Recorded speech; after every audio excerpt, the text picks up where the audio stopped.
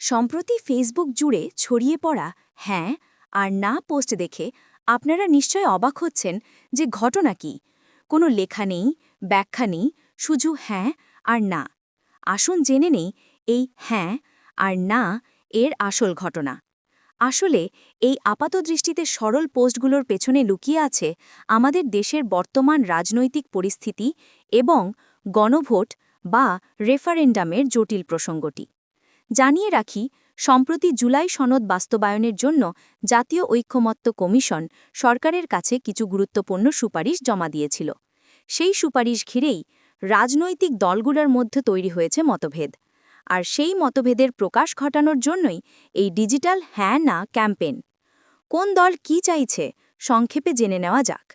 বাংলাদেশ জাতীয়তাবাদী দল বা বিএনপির দাবি হল জাতীয় নির্বাচন এবং গণভোট একই দিনে আয়োজন করতে হবে। জামায়াতে ইসলামী চাইছে নভেম্বর মাসের মধ্যেই গণভোট অনুষ্ঠিত হোক। জাতীয় নাগরিক পার্টি বা এনসিপি যদিও নির্দিষ্ট কোনো তারিখ দেয়নি, তাদের দাবি হল সংসদ নির্বাচনের আগেই এই গণভোট সম্পন্ন করতে হবে।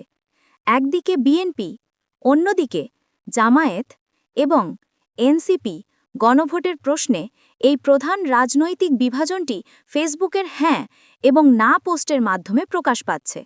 অর্থাৎ বিএনপি জাতীয় নির্বাচনের আগে গণভোট চায় না, তাই তারা প্রচারণা চালাচ্ছে না, আর জামায়াত ও এনসিপি চাচ্ছে জাতীয় নির্বাচনের আগেই গণভোট হোক, তাই তারা প্রচারণা চালাচ্ছে হ্যাঁ।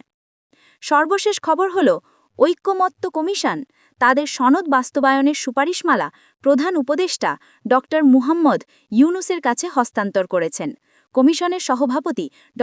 আলী রিয়াজ নিশ্চিত করেছেন তাদের সুপারিশে জাতীয় নির্বাচনের আগে বা ঠিক নির্বাচনের দিনেই গণভোট আয়োজনের প্রস্তাব রয়েছে এবং দ্রুত নির্বাচন কমিশনের সঙ্গে আলোচনা শুরু করার জন্য তারা তাগিদ দিয়েছেন। সুতরাং এই হ্যাঁ এবং না পোস্টগুলো শুধু একটি ভাইরাল ট্রেন্ড নয়, এটি আসলে আমাদের দেশের আসন্ন গণভোটের ভবিষ্যৎ এবং রাজনৈতিক দলগুলোর তীব্র অবস্থানের একটি প্রতিচ্ছবি। বন্ধুরা, আপনারা কমেন্টে জানান আপনারা আসলে কোন পক্ষে, হ্যাঁ নাকি না। ভিডিওতে লাইক আর চ্যানেলটি সাবস্ক্রাইব করতে তো অবশ্যই ভুলবেন না। দেখা হবে পরের ভিডিওতে।